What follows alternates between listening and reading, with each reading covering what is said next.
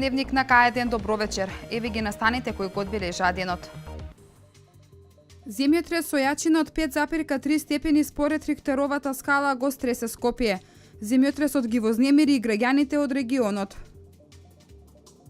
10 мигранти пронеде полицијата утро во околу 4 часот и 15 минути на автопатот Гевгелија Скопје. Синоќа во Народниот театар Јордан Хаџи Константинов Џинот премиерно се изведе представата Добрата надеж.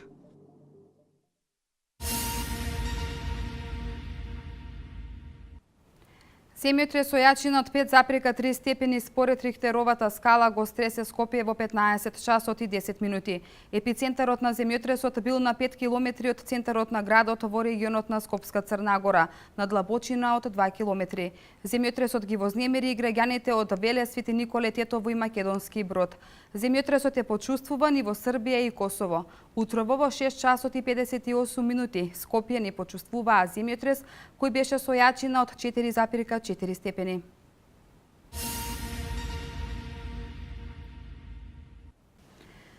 Општина Свети Николе е меѓу првите општини што доби барање за изградба на куќи од проектот Купи куќе за млади. Локацијата Горопински пат е предвидена за изградба на куќите. Во вториот дневник имавме линковско вклучување. Повеќе на оваа тема разговараше колешката Катерина Нацева со градоначалникот на општина Свети Николе Зоран Тасев. Предлагам да погледнеме дел од разговорот. Се наоѓаме на местото Горобински пат, кое што е помеѓу Сопотски и Горобински пат, една прекрасна локација од 10 хектари, каде што ќе биде идната населба за Купи куќа за млади. Овде се направени геодетските подлоги и во теке постапка за изработка на урбанистички план со проектна документација. Верувам дека многу брзо ќе биде готов, каде што ќе можеме да направиме објава на овој урбанистички план за да можат младите, значи брачни парови да конкурираат за Купи куќа за млади. Се работи за некои 150 локации кои што ќе бидат поделени овде. Се работи за добра приклучна инфраструктура во близината, значи веднаш морам да напоменам дека на населбата Сопотски пат за 10 на 15 дена максимум и таму имавме продолжба на плаци, меѓутоа предходната година сега веќе започнуваме со комплетно донесување на водовод и канализација, значи они сите инфраструктурни проекти кои што ги работевме, парите ни се обезбедени, тоа е грант од Европска инвестициона банка преку Министерството за транспорт и врски. Истото го имаме и за населбата Сопотски пат, значи комплетно урбани средини ќе бидат опремени и верувам дека младите брачни парови ќе пројават интерес за овој значаен проект кој што го тера владата на Република Македонија. Бидејќи веќе рековме дека има заинтересирани за овој проект, можеме ли да кажеме некоја бројка, се пројавуваат ли уште поголем интерес кај младите? Се не можам да оперирам затоа што преку директно не се пријавуваат кај нас, значи имаше други процедури, меѓутоа во самите коментари и она што се го зборуваат младите, значи проектот е многу интересен и верувам дека ќе има интерес. Локацијата исто така многу убава и атрактивна локација. Во новиот детален урбанистички, во генералниот урбанистички план оваа локација е токму наменета за домувања намена и од тие причини, знаејќи каде е локацијата, знаејќи го афинитетот на младите, знаејќи дека секој сака да има свој дом, благодарение на владата на Република Македонија и проектот Купи куќа за млади, верувам дека интересот ќе биде многу голем. Утро во околу 4 часот и 15 минути на автопатот Гевгелија Скопје полицијата пронеде 10 мигранти. Од напатната рампа градско полициски службеници следеле патничко моторно возило Голф 3 со кумановски регистарски ознаки, кое го управувал 21 годишниот СМ од село Ваксинце. 9 мигранти пронеде полицијата утро во околу 4 часот и 15 минути на автопатот Гевгелија Скопје. Од наплатната рампа градско полициски службеници следеле патничко моторно возило Голф 3 со кумановски регистарски ознаки, кое го управувал 21 годишниот СМ од село Ваксинце. На наплатната рампа од Овица СМ го напустил возилото и се дал во бегство. Полициските службеници тргнале по него и испукале еден куршум за заплашување, при што го погодиле СМ во пределот на левото рамо. Тој бил пренесен во медицински центар Велес, а по укажаната лекарска помош истиот е задржан во секторот за внатрешни работи Велес. Овид на местото на настанот ќе се врши во текот на денов.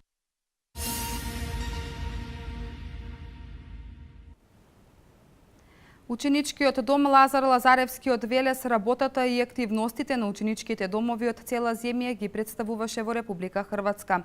Ваквите средби со останатите држави помагаат во пренесување на идеи и размена на искуства помеѓу ученичките домови, вели директорката Василка Ѓурчиновски. Работата на македонските ученички домови презентирана во Република Хрватска. Истата беше представена од ученичкиот дом Лазар Лазаревски од Велес. Меѓу другото беа представени активностите на ученичкиот дом. Целта на оваа посета е да се презентираат условите за престој на учениците од ученичките домови од двете земји. Посетата се одвиваше и се реализираше врз основа на покана од Бирото за развој и образование на Република Хрватска и Сдруженијето на директори на ученички и студентски домови од Република Хрватска. Нашиот ученички дом беше избран да ја представува работата на ученичките домови во Република Хрватска со представници кои што услови требаше да ги исполнат да имаат објавено научни трудови во домашни или меѓународни списанија. Ваквите средби со останатите држави помагаат во пренесување на идеи и размена на искуства помеѓу ученичките домови. Целта и на посетата е да се разменат искуства, значи да се видат условите за престој на учениците во ученичките домови во Република Хрватска и да им се презентираат секако условите за престој во нашите ученички домови. На 15 септември се очекува директори од хрватските ученички домови да го посетат ученичкиот дом Лазар Лазаревски, каде ќе разменат искуства.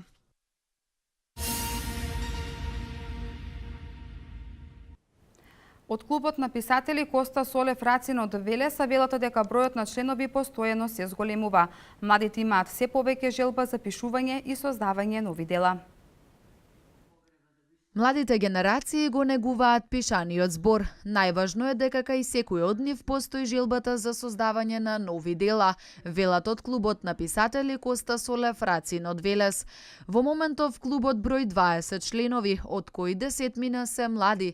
Тие веќе имаат по некоја збирка поезија или пак роман зад себе. Јас во почетокот мислев дека нема млади поети, нема членови и така натаму, но сум многу изненадена и тоа радосна, бидејќи ни се приклучуваат секој ден нови и нови. Им промовирам исто книги нивни, поети се пишуваат и проза. Алексовска вели дека е добро тоа што членовите во клубот се од најразлична возраст. На тој начин повозрастните можат да ги насочат и да им помогнат на помладите. Помошта можеби се состои во тоа што распишуваме многу често конкурси за поетски творби, например во осмолетките за 8 март, за Нова година, па средношколците ги вклучуваме во нашиот зборник кој што излегува секоја година. Така имаме страници и за младите поети, средношколци и за возрастните.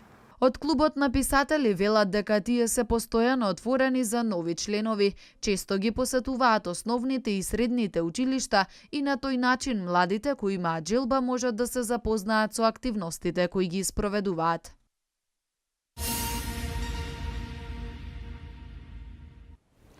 Синоќа во театарот Јордан Хаџи Константинов Аџинот премиерно беше изведена представата Добрата надеж.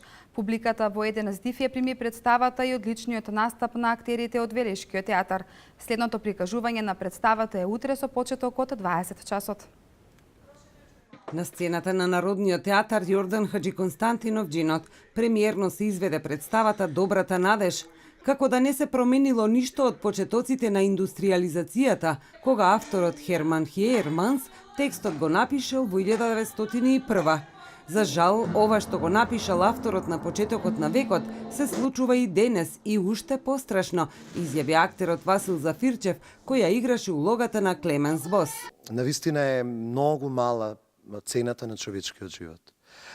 Денес цената на еден човечки живот, исто како и пред 100 години, кога почнала индустриализацијата, е исто како порција риба на еден убав прием кај градоначалникот или парче месо за сиромашните, за оние кои тоа не можат да се го дозволат. Многу и остра порака праќа представата. Сите ќе се препознаат во повеќето од ликовите и од оние негативните и од оние позитивните.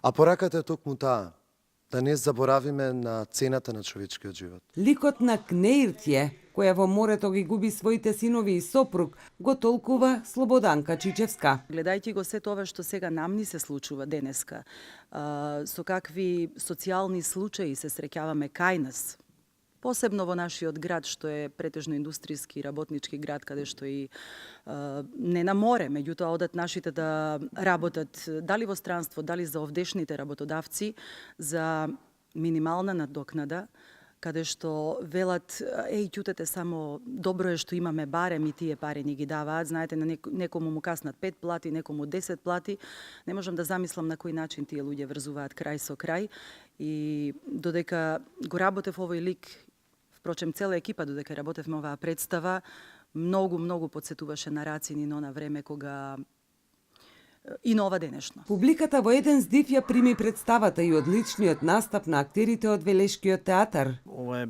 представа за публиката, тоест е представа која што на најдиректен и на најконкретен начин комуницира со публиката. Посебно оваа публика во Велес, посебно овие луѓе, не само во Велес, него по сите тие индустријски градови или работнички градови кои што го изгубија малку идентитетот у последниот период. Следното прикажување на представата Добрата надеж е на 12 септември со почеток во 20 часот.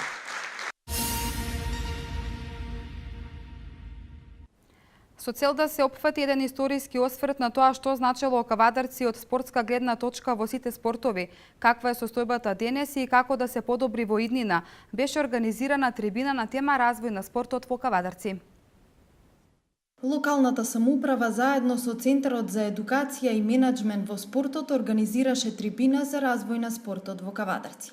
Оваа трибина беше со цел да се опфати еден историски осврт на тоа што значело Кавадарци од спортска гледна точка во сите спортови, каква е состојбата денес и како да се подобри во иднина. На оваа трибина се поранешни истакнати спортисти од различни спортови, претседателите на моментално на спортските клубови во градот, спортисти кои играат во нив, представници од училишниот спорт, од компаниите и нормално од општината. Гости на оваа трибина ќе бидат Ѓоре Јовановски, претседателот на тренерската организација на ФФМ и поранешен селектор во фудбал на репрезентацијата на Македонија. Повеќе терени, подобри услови се неопходни за развој на спортот во секој град.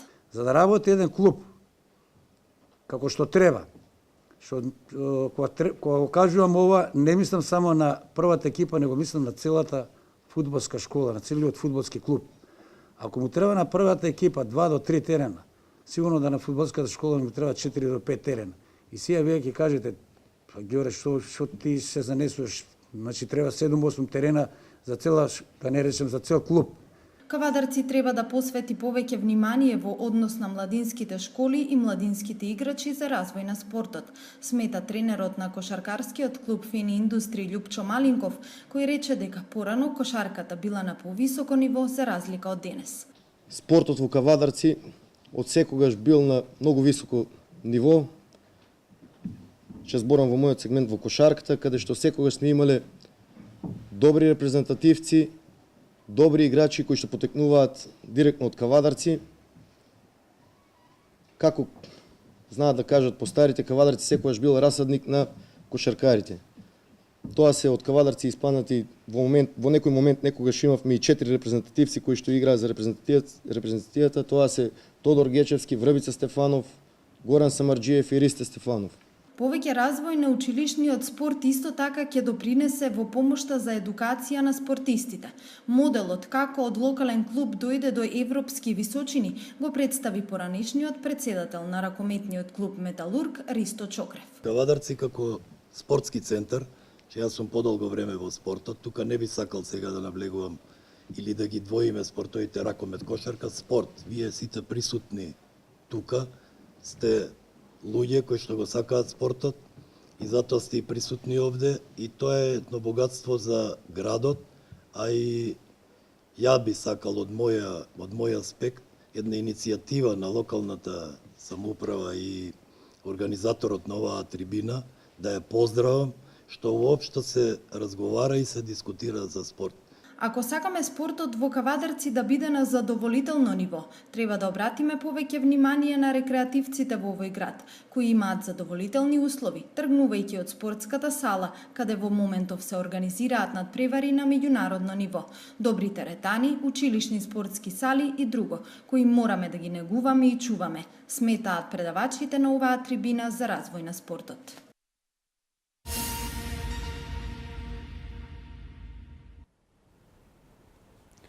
Шест кривични пријави против 7 лица се поднесени во рамки на полициската акција Гора од страна на единицата за економски и компјутерски криминал при СБР Скопје, поради постоење основи на сомнение за сторени 7 кривични дела, вести од Македонија.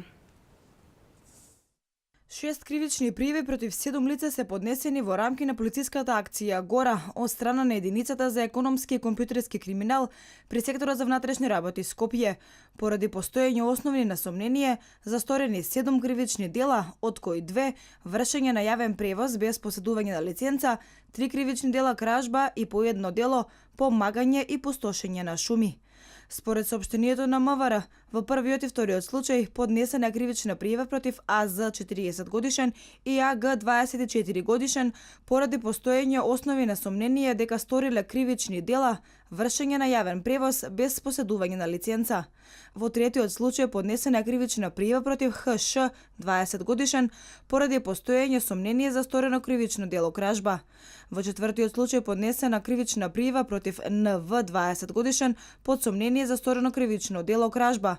Во петиот случај поднесена кривична пријава против ДН 48 годишен под сомнение за сторено кривично дело кражба и против ГО 76 годишен под сомнение за сторено кривично дело прикривање. Во шестиот случај поднесена кривична пријава против ТК 54 годишен под сомнение за сторено кривично дело пустошење на шума.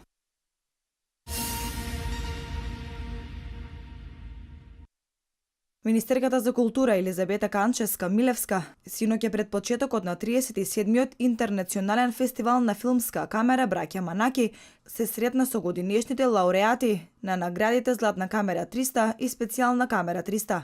Канческа-Милевска оствари средба со оскаровецот Џон Сил, кому му беше врачена Златна камера 300 за животно дело, и со Клер Пјаман, соработничка на холанѓанецот Роби Милер, кој исто така е добитник на Златна камера 300 за животно дело, но кој поради здравствени причини не беше во можност да присуствува на фестивалот. Министерката се сретни со Федон Папа Михаил, годинешен добитник на Специјалната камера 300 за особен придорез во светската филмска уметност.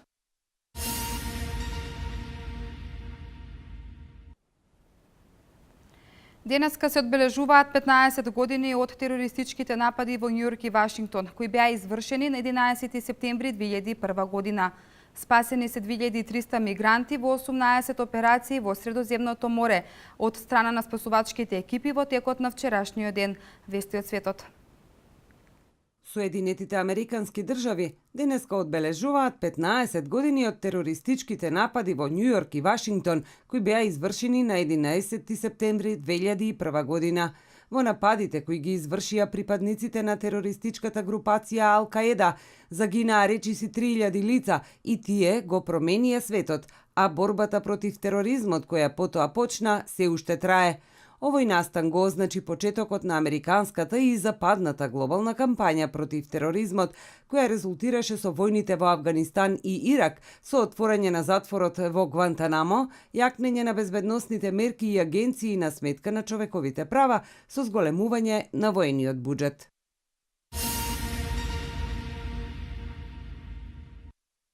Спасени се 2300 мигранти во 18 операции во Средоземното море од страна на спасувачките екипи во текот на вчерашниот ден.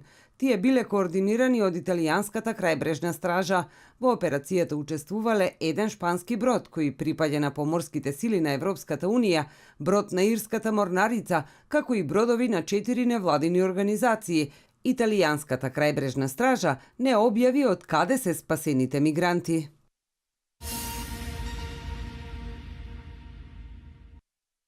На антивладин протест во Грција вчера излегоа околу 15.000 луѓе поради планот на левичарската влада за воведување на нови дополнителни мерки за штедење.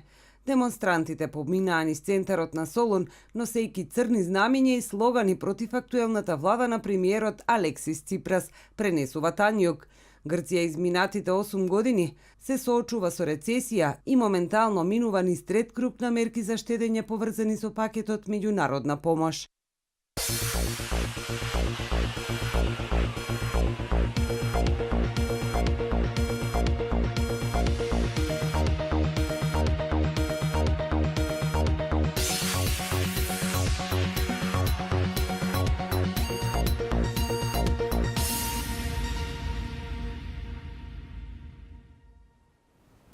Денес имаме сончево време со мала до умерена облачност. Температурата се искачи до 29 степен. Променливо облачно време со сончеви периоди се очекува да има и во текот на утрешниот ден. Во попладневните часови ќе има појава на локален пороен дожд и грмежи. Деталите во продолжение.